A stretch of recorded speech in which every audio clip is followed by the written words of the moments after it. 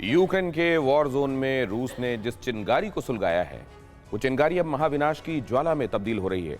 लेकिन सवाल ये है कि क्या असल में महाविनाश के लिए रूस और अमेरिका न्यूक्लियर हथियार के इस्तेमाल का रास्ता चुन सकते हैं, या फिर कोई ऐसा विकल्प अब तक बाकी है जो बिना न्यूक्लियर विस्फोट के भी महाविनाश जैसी ही तबाही ला सकता है? जवाब है हां।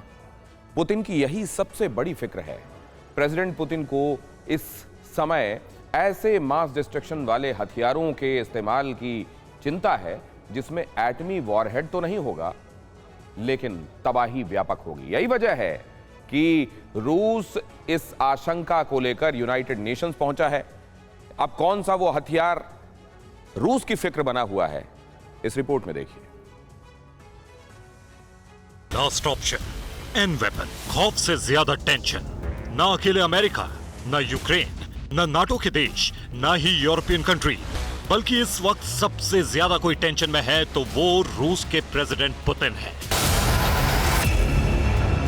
टेंशन न्यूक्लियर चेतावनी जारी करके दुनिया के बिगाड़े गए माहौल की नहीं है, ना ही यूक्रेन में जीत हासिल करने के लिए खत्म होते हथियार भंडार की है, बल्कि टेंशन है बिना न्यूक्लियर हथियार इस्तेमाल किए रूस में मास डिस्ट्रक्शन से जुड़ी आशंका की। यानी रूस और अमेरिका के बीच जारी बारूदी टेंशन का ये वो पड़ाव है जहां एक तरफ दुनिया को दहलाने वाले न्यूक्लियर बॉम्बर्स और मिसाइलों की नुमाइश हो रही है, एक दूसरे को ताकत का एहसास कराने की कोशिश हो रही है, तो दूसरी तरफ न्यूक्लियर हथियार के विकल्प को छोड़कर भी महाविनाश की जमीन गर्माती महसूस हो रही है। लेकिन हुआ कैसे?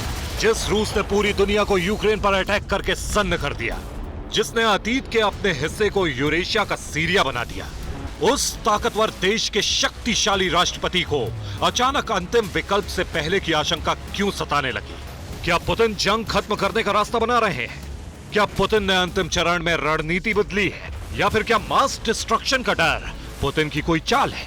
इन सवालों के उठने की वजह अब तक के हालात है, जिसमें अमेरिका समेत दुनिया के हर देश ने रूस को जंग खत्म करने की अपील की। बावजूद इसके प्रेसिडेंट पुतिन ने यूक्रेन में अपना ऑपरेशन बंद नहीं किया। नतीजतन रूस को भारी नुकसान उठाना पड़ा।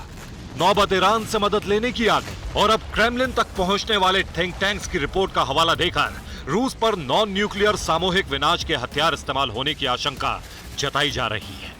हालांकि यह मुमकिन है, लेकिन वो हथियार होगा क्या? Biological weapon. सुनने में इस हथियार का नाम आपको चौंका सकता है, लेकिन इसमें नाम से चौंकने जैसा कुछ नहीं है, क्योंकि इस हथियार का इस्तेमाल एक वक्त पहले बहुत ही धड़ल्ले से हो चुका है, जिसके बाद इस हथियार पर बैन लगा दिया गया। लेकिन वॉर स्टडीज करने वाली एक अंतर्राष्ट्रीय संस्था की रिपोर्ट बताती है कि ज्यादातर देशों ने न्यूक्लियर हथियारों के विकल्प के तौर पर बायो वेपन्स का निर्माण कभी बंद ही नहीं किया, ना ही बायो वेपन में इस्तेमाल होने वाले बैक्टीरिया वायरस पर रिसर्च बंद की। The true attitude of the United States to their satellites is evident. They have turned Ukrainian territory into a testing grounds for biological experimentation and creating weapons. अब सबसे बड़ा सवाल यह है कि प्रेसिडेंट पुतिन की फिक्र का सबसे बड़ा सबब क्या सिर्फ बायो वेपन है? जिस रूस पर भी बायो और केमिकल वेपन्स के निर्माण का आरोप है, क्या उस रूस के राष्ट्रपति मास डिस्ट्रक्शन के इस हथियार से दहशत में हो सकते हैं? जवाब है हाँ। हाँ इसलिए क्योंकि यूक्रेन पर जीत की रणनीति में बदलाव करते हुए भले ही पुतिन बायो वेपन का इस्तेमाल कर सकते हैं, लेकिन उन्हें पहले रूस पर इस हथियार से होने वाले अटैक की चिंता है, जिसका सबूत है यूएनएससी से रूस की शिकायत। रूस ने यूएन में बायो वेपन असेंबली के आर्टिकल 6 के तहत बैठक बुलाने की मांग की है। रूस ने बैठक के लिए बायो वेपन से जुड़े कई दस्तावेज भी यूएन को सौंपे हैं। इन दस्तावेजों की बुनियाद पर रूस ने अमेरिका और यूक्रेन की बायो वेपन एक्टिविटी पर फोकस किया है। दावा किया है कि यूक्रेन की जमीन का इस्तेमाल अमेरिका बायो वेपन रिसर्च के लिए कर रहा है। रूस के मुताबिक यूक्रेन और अमेरिका ने बायो वेपन्स को संयुक्त रूप से विकसित कर लिया है।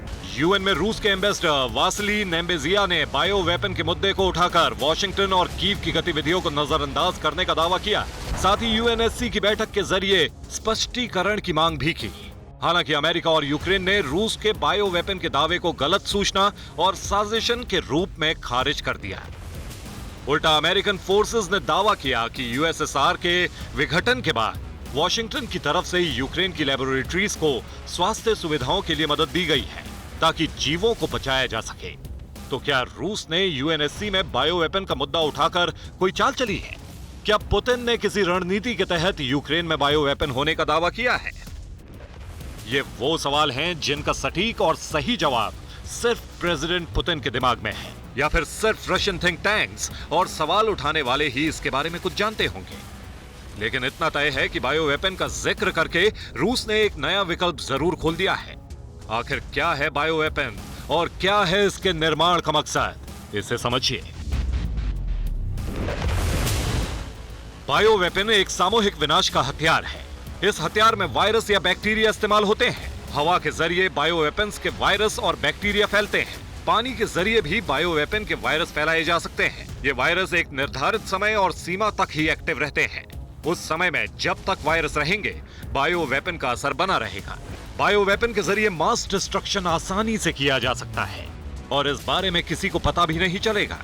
यानी ठीक एक जानलेवा या बहुत ज्यादा बीमार कर देने वाली बीमारी की तरह इसका असर एक क्षेत्र में दिखेगा। हालांकि अब तक रूस के डर को ही आपने देखा और महसूस किया है, लेकिन यूक्रेन का डर भी कुछ ऐसा ही है। यूक्रेन पर भी बायो या केमिकल वेपन से अटैक का खतरा मंडरा रहा है। Bureau report, TV9 Bharatvarsh.